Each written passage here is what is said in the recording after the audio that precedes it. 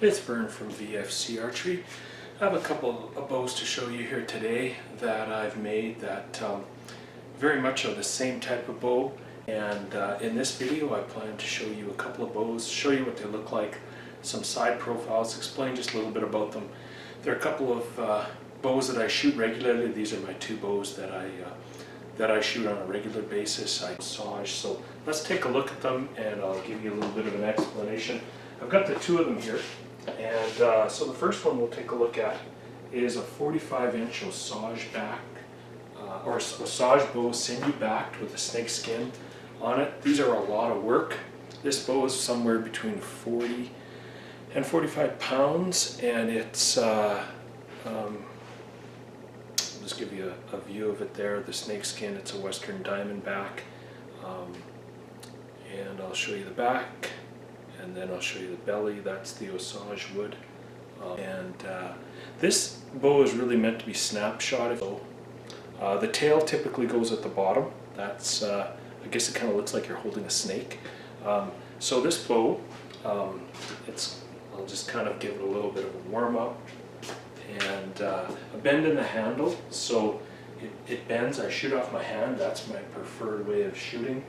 Whenever you pull a bow back, you should make sure you have an arrow. Just don't point it at anybody or anywhere that can where somebody could get hurt. So typically I shoot this bow with a glove and not a tab, but I've got a tab handy. So when I cant the bow, typically I don't shoot it. I don't form shoot with this. I don't anchor typically, but I do pull back. If I do, I aim at my target and I draw my hand back and I kind of let it go at the last second before it actually anchors. So I'll just kind of draw it back a little bit just to give you a bit of a view.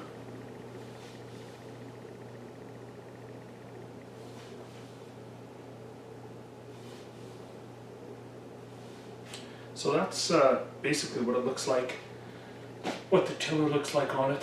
I enjoy shooting it. It actually has a fair bit of spring to it. I find I tend to shoot high with it just because it does propel the arrow. You know, at 20 yards, 30 yards, I'm pretty consistent with it. I've even shot it at 40 yards, but that's a bit of a distance for a bow like that. The other bow, this is my preferred bow if I was a hunter. 54 pounds at about 24 inches. It's a piece of Osage. It's a self bow. There's no backing. This is the back of the bow, solid ring from front to back, and of course Osage on the other side on the belly. It's a flat bow. I shoot off the hand and off the handle, and as you can see, I'll take a close look here at the handle. It's probably 1 inch and 3/8 maybe wide. I shoot off a little rest here. No cut-in shelf, not at all. I don't prefer that. I look at the target and I shoot instinctively.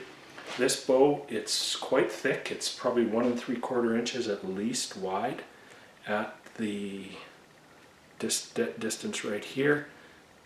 The thickness, it's thick enough. I mean, it's if you drew this to 28 inches, being that it's 55 inches long, it's possible. Probably could take it, I'm sure, but you're probably looking at a 65-pound bow at that point would be my guess. So I really do like this bow. I do anchor with it. I do non-form shooting with it. I don't snap shoot with it. I anchor, but I cant the bow and I turn my body towards the target. I'll pull this back. You can take a look at the tiller. I typically cant the bow. I'll pull it back a couple times and do that. And then, so there's the tiller of it. I typically would turn and lean in like this when I shoot. Just look at the target. It's amazing how accurately you can shoot when you're just looking at the target. The arrow will paradox around, you know, and actually I find it comfortable to hold on to, even though it's a wide grip, no shelf. It means almost all the bow is working. There's a slight bend. It's more efficient. We'll get into that in another video as well.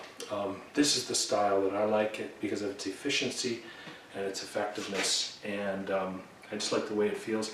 And no hand shock. I don't know, sometimes people complain about hand shock. I've never really had an issue with that with bows I've made.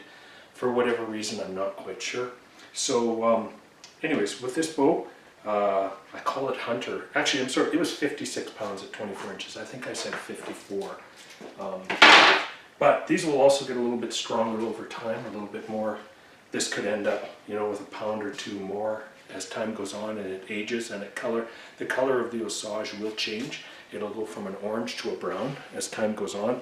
Definitely Osage is my first choice for wood. I feel that it's I think the heaviest North American wood. I do prefer it to yew. It can be very problematic. I would never tell anybody learn on a piece of Osage orange. That could be a big mistake. Heat bends very well without using steam. I'm amazed at how you can bend this wood. It's almost a story I don't like to tell, but I probably should. When I clamped one of these ends, I didn't pay attention to what I was doing, obviously. At the last minute, I realized that the curve I had done the opposite way. So quickly, before it had completely cooled, I clamped it the other way, and it curved no problem, held its curve, actually so much so that I ended up cutting a couple inches off each end because it had curved too much. So, and I wanted to shorten it down a little bit. Thanks for watching.